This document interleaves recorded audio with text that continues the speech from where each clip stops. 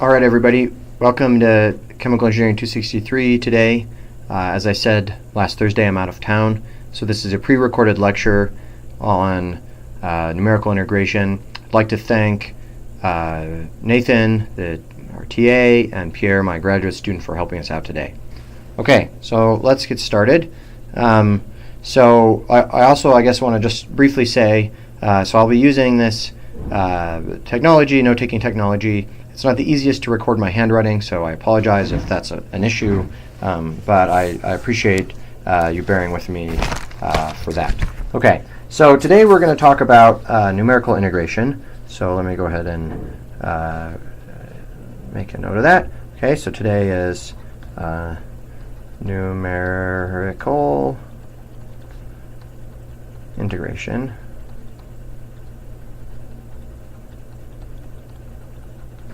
Okay,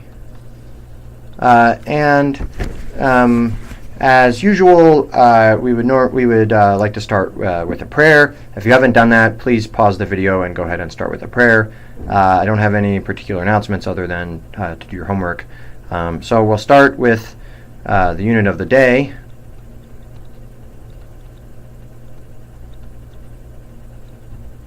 Okay, and I thought for the unit of the day, we'd just do a little review. We've done a number of units, and I just thought it'd be nice to step back and see how well we know them, take a little stock of where we're at.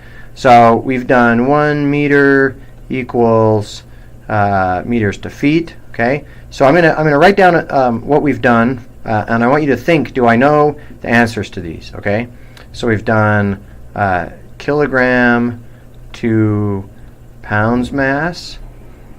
We've done pound force to pounds mass feet per second squared.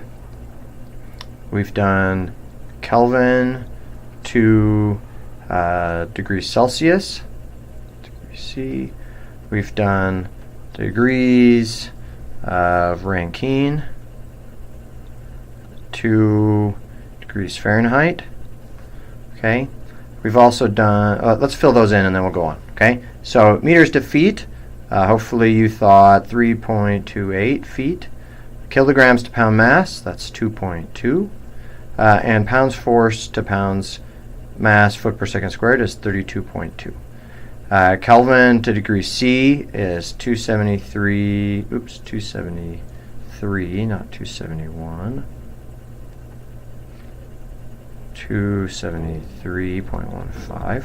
Okay, and then Rankine to Fahrenheit is 459.67.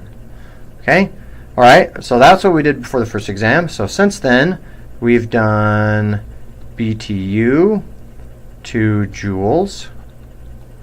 We've done a kilocalorie to joules. We've done atmosphere to pascals.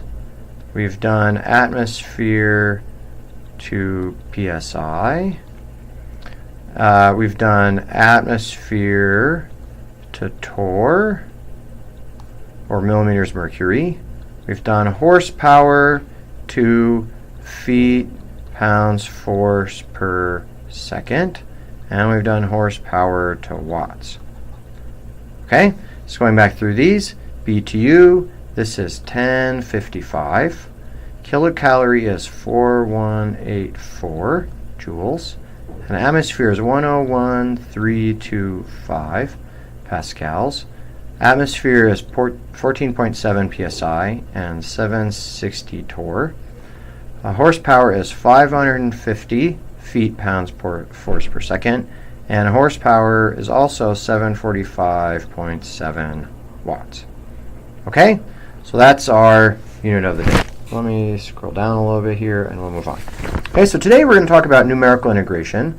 And we're going to spend a little bit of time, and the reason I'm doing this on notes instead of just recording this as Python is that we're going to spend a little bit of time talking about a method for doing numerical integration because it's pretty easy and I think it helps us learn a little bit. So the first thing we're going to talk about is called the trapezoidal rule.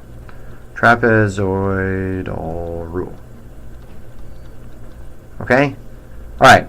So in calculus, you learned how to integrate a function, okay? So, and we're talking about definite integrals here, so you learned how to go from the integral of some function, f of x, dx, okay, from a to b, okay? And as you may remember, when you did this in calculus, that these sometimes can be hard, right?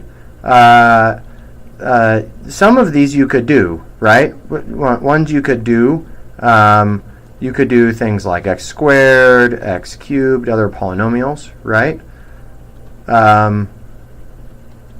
You could do cosine of x, sine of x, okay? But some of these were just because you could do the derivative and then the antiderivative, and you could figure that out, okay? But there were some that were really hard, okay? Combinations of things. If I asked you to do natural log of cosine of x, could you do that integral? I don't know. I don't remember it. Maybe there's a table somewhere where you could look it up, but it's hard to do, okay? So what we'd like to be able to do is to do these numerically, right? Okay, and so how do we go about doing that? How do we turn this into something we can do numerically? Okay, and before I go on, I do need to mention one thing. So we call this numerical integration.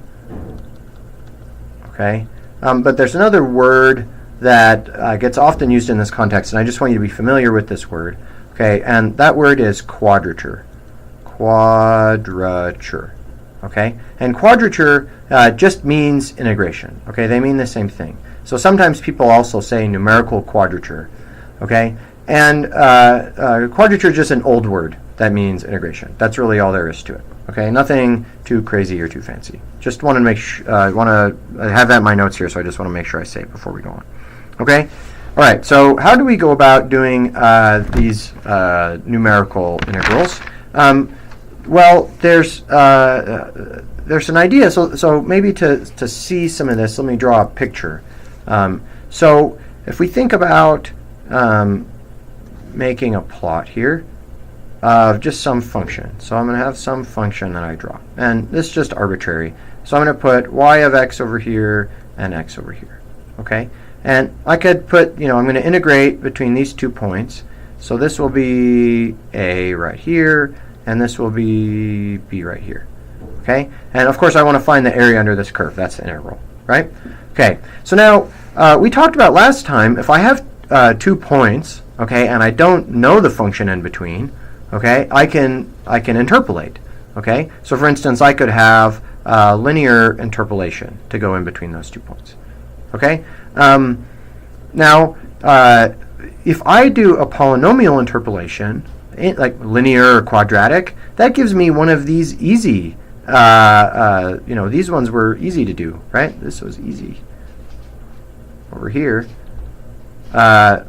these ones were the one that were hard. Okay? So if I did a polynomial interpolation in between these 2 points, that integral I could definitely do. Now there would be some error, right? There's some part here and there's some part here. But, if I did a better interpolation, maybe I'd get a better integral. So the idea here, the key idea, okay, is to approximate f of x, okay, with a polynomial. Okay, then do the integral. Okay, so the integral is approximately the same thing then as the integral of the polynomial of x dx. Okay, so polynomial p of x. Okay, so that's the idea. Okay, so let's do an example to show what that would mean.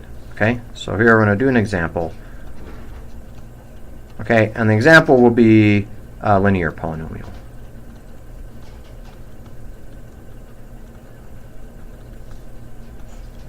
Okay, so I'm going to take I equals the integral from a to b of f of x dx. Okay, and so I want to somehow find a linear interpolant between a and b for that function.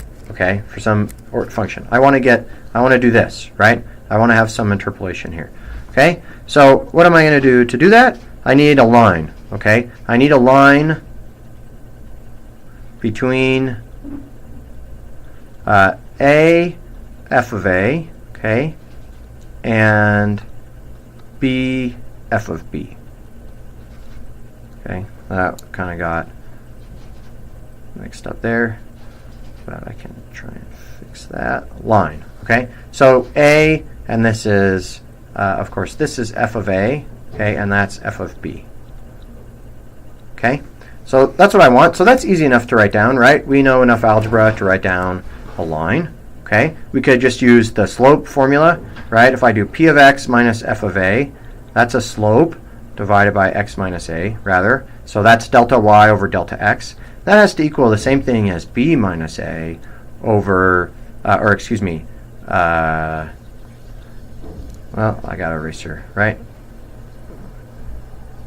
F of b minus f of a, where'd it go? F of a divided by b minus a. Okay, that I can do, and now I just need to solve for p of x, right? So p of x equals that same slope, f of b minus f of a divided by b minus a, multiplied by x minus a. Okay, I just bring it over here. Okay, and then I add f of a plus f of a. Okay, so now I'm going to evaluate the integral. So I'm going to say I equals the integral from a to b of p of x dx. Okay, and that really isn't equal, right? That's only approximate. So I'll make an approximate equal sign. Approximately that. Okay, so approximately that's going to be the integral. Oh, let me adjust my thing here for my wrist's sake. Integral from a to b. Now I'm just going to plug in my new p of x. F of b minus f of a divided by b minus a multiplied by x minus a plus f of a close square bracket. Okay? So now I just need to do calculus. Okay? So I just need to take the integral of this guy. That's not so bad. So how do I do the integral of this? This is a function of x. This is nothing, it has no x. So if I take the integral of x, that's going to give me something squared, right? So I'm going to get 1/2 of, I actually don't want that, parentheses, of f of b minus f of a divided by b minus a. And this is x minus a squared. Okay? Plus, and then this is now x times f of a. Okay, because that was just a constant before. And I'm going to evaluate all of this between b and a. Okay, so now what do? I plug b in for x. Okay, that's going to give me a b minus a squared. So I can do that one first. 1/2 f of b minus f of a divided by b minus a multiplied by b minus a squared plus b f of a. Okay, and I'm going to subtract from that this evaluated at a. So now I take a and I put it in here, and I get a minus a. That's 0. 0 squared is 0. 0 times this is 0. So at a, that term is 0, but that term's not 0. So that's going to be minus a times f of a. Okay, need my approximately equal sign over here. Okay, so now I have this, and this term, and I notice that this guy will cancel with that squared. Okay, and I can write that that is approximately 1/2. I'm going to put a little square bracket. F of b minus f of a multiplied by b minus a plus, and then look, that's b minus a, and they both have an f of a. So I have another b minus a f of a. Okay, now I have b minus a here. Let me pull this into here. But notice that this has a 1/2 out front. So if I multiply by 1/2 and 2, that's multiplying by 1. Okay, I can pull out a 1/2 b minus a and put a 2 f of a inside. So let me do that. So I have 1/2 b minus a. Now comes the square bracket. F of b minus f of a plus 2 f of a. Okay, and that one cancels with the 2. So my final answer is I get that the integral is approximately 1/2 b minus a square bracket f of b plus f of a. All right, I'm going to put a box around it if I can manage to get my hand to do it. All right, so that right there is the trapezoidal rule, okay?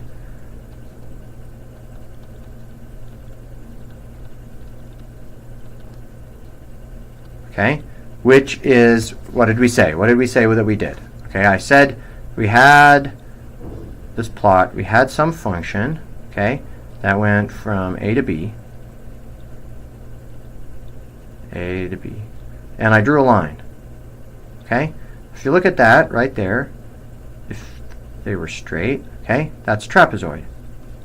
So I just found the area of a trapezoid, okay? So this height here was f of a, this is f of b, I took half of that, and that distance there is b minus a. So that's why it's called the trapezoidal rule, okay? So there we go, we did a little numerical method for linear case, okay? And it's not particularly crazy, okay? It's pretty simple. So now there's two more things we need to say about this, okay? So the first, okay, is that that doesn't look very accurate, right?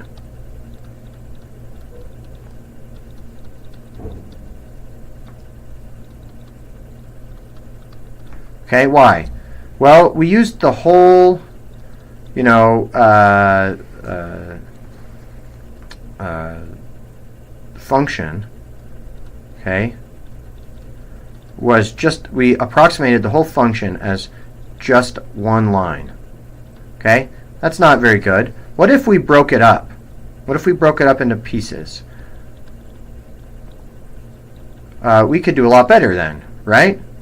That's what we did in interpolation, actually. Remember yesterday or last time when we did interpolation and we said we had some function, okay?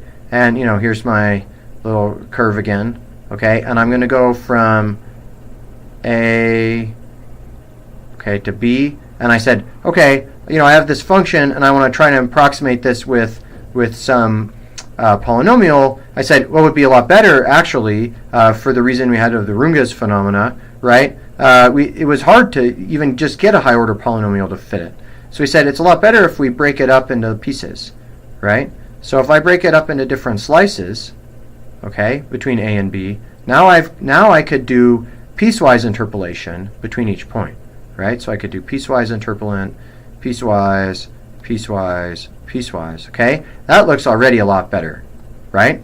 Okay? So if I do that, I can go back through this process of doing the trapezoidal rule derivation, which I'll spare you the details, okay?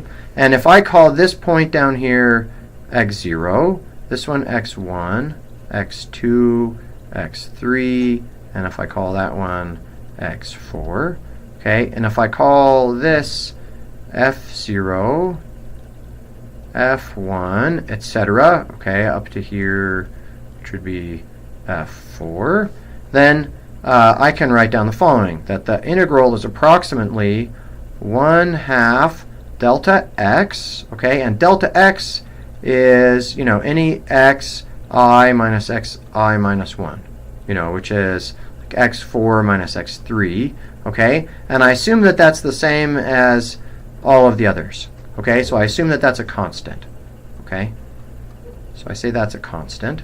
Okay, I say that was our b minus a before. Now it's just this little step. Okay, 1/2 delta x. Okay, and then I have f0 plus 2f1 plus 2f2 plus all the way until I get to the end, plus 2fn minus 1 plus 2f, or excuse me, the last one there's no 2 on. And where'd my eraser go? There it is. Okay, plus fn. Okay, and now this is just adding up these trapezoids. Okay, but I need, you know, I have a little trapezoid of f0 and f1, but then I have one with f1 and f2. Okay, so I have 2 in the middle, 2, 2, 2, 2. Okay, so there we go. And that, okay, is a much more useful trapezoidal rule, Okay, and sometimes we give that a separate name. Okay, we call this the composite trapezoidal rule.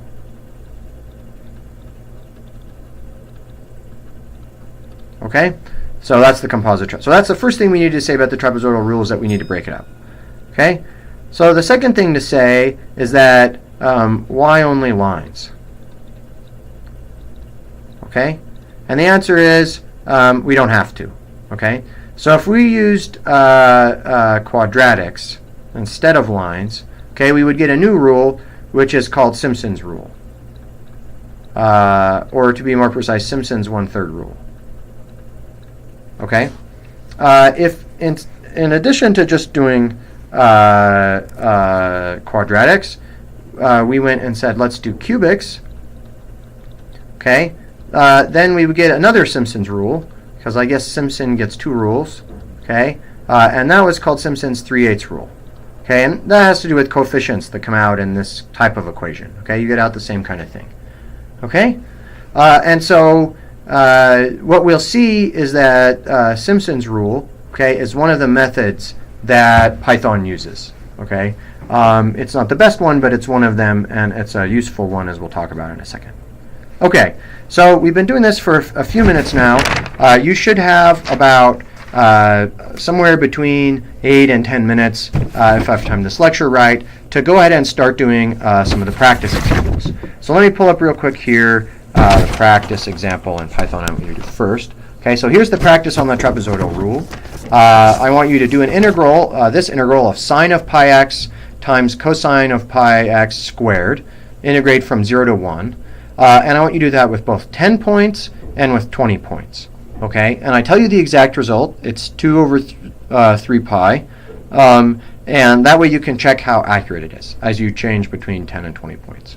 Okay, so that's the first practice. So go ahead, pause the video for about 10 minutes, and Pierre and the TA can help you work on that practice problem.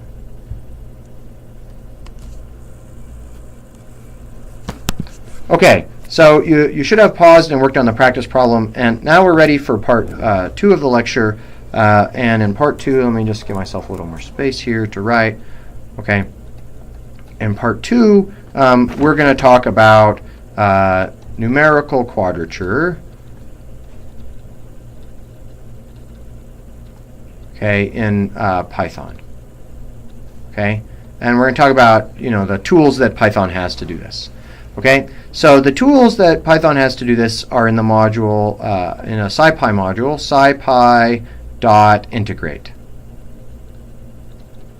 Okay, so that's the module.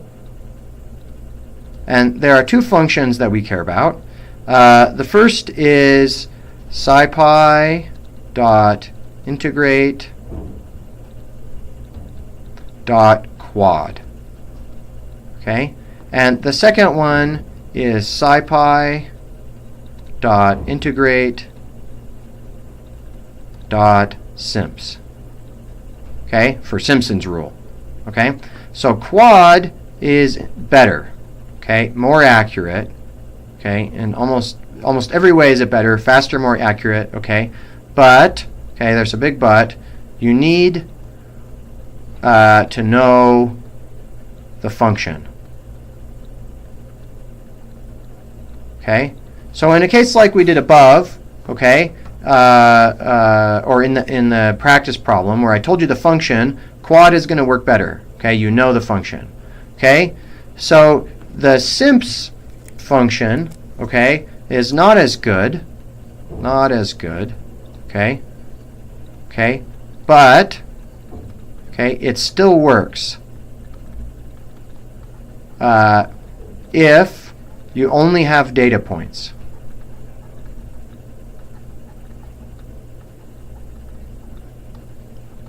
Okay, so if I only know some series of xi and yi, okay, I don't have f of x like I have here. I just have series of x and y data. I can use Simpson's rule. Okay, and that should make sense. Up here in the trapezoidal rule, okay, which Simpson's rule is very much similar to the trapezoidal rule. I just need to know these points, and especially if they're equally spaced. Okay, that's what this delta x being constant was. Okay, that meant it was equally spaced. Okay, then doing Simpson's rule is great. Okay, all right. So now we're going to go and spend another few minutes looking at the examples of how we do this in Python. So I'm going to go away from this, and I'm going to open up Spider here, and I'm going to show you how we do the quadrature, how we use those functions. Okay, just show you step by step for this. Okay, so this is the sort of first example, and you see I import NumPy, and I have a link to this integrate module where you can look at what's in it. Okay, so as I said with the Scipy integrate quad, okay, quad, it's the best general quadrature, and it's pretty straightforward, I think, how to use this as an integral, okay, or how to do a numerical integral. You have 3 steps. First step is you import the module. The second step is you define the function, and then the third step is you evaluate the integral using quad. Okay, so and then in terms of the evaluation of the integral, there are different arguments to the function. So you have quad, and you have to give it the name of the function that you defined. You give it the lower bound, so that would be like the a in our previous notes, okay, and the upper bound, which is b. And it will return both the value of the integral and an estimate of the error. Okay, so don't get thrown off by this. It'll return a tuple with 2 values, okay, and the second one is the error, okay. So an example of this, so if I have a function 3x squared plus 1, and I want to integrate from 0 to 1, you know, if I think about that for a minute, I can actually do that integral in my head, okay. 3x squared plus 1, the integral is x cubed, and then you divide by 3, but there's a 3 out front, so that's x cubed. And then 1, that integrates to x. And if I evaluate that from 0 to 1, 1 is going to give 1 cubed plus 1. That's 1 plus 1 is 2. And then the 0, both of those will be 0. So that will give me an answer of 2. So I should know what the exact answer is. Okay. So I do my 3 steps.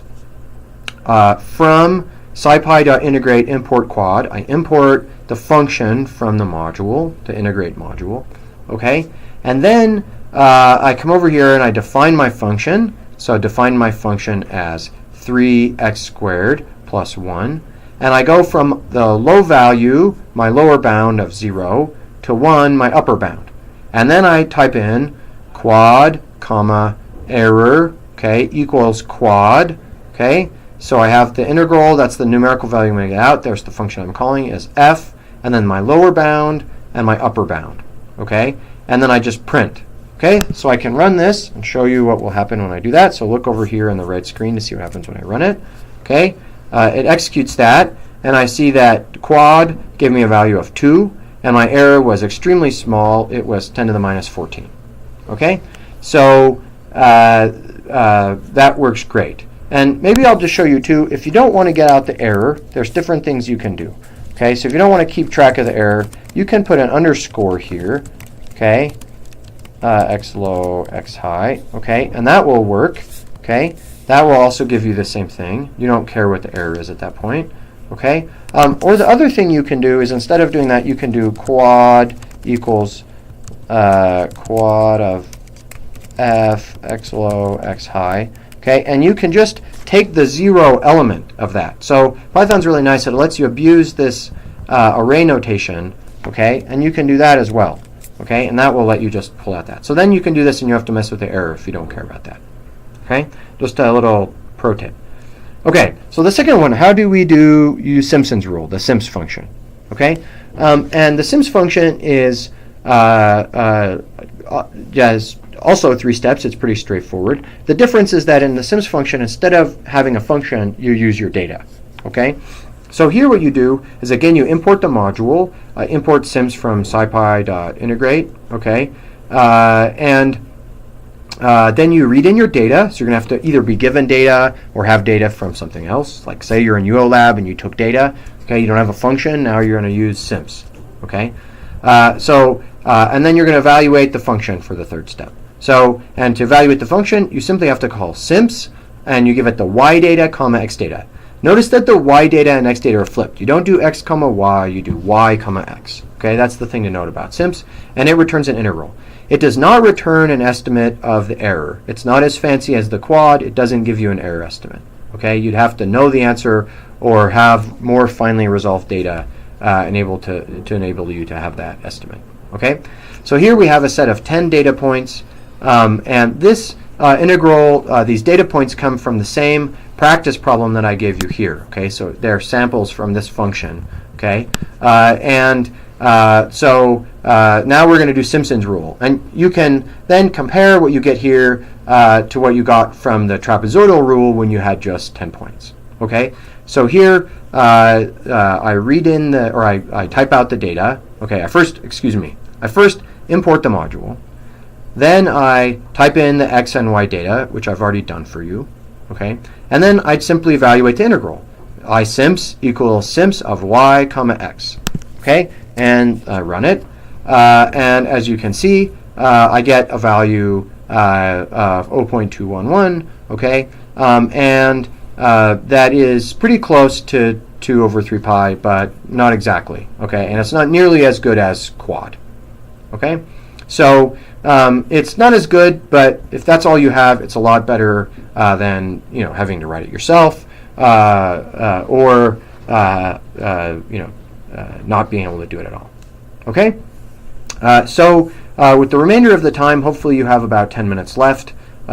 You can feel free to ask questions, general questions from the TA or Pierre, and then I have another practice problem here to use quad and simps to integrate f of x as e to the minus x squared over 2 to integrate this Gaussian function, okay, on this interval. All right, and you can go ahead and work on this practice problem, and Pierre and Nathan will come around and try and help you out.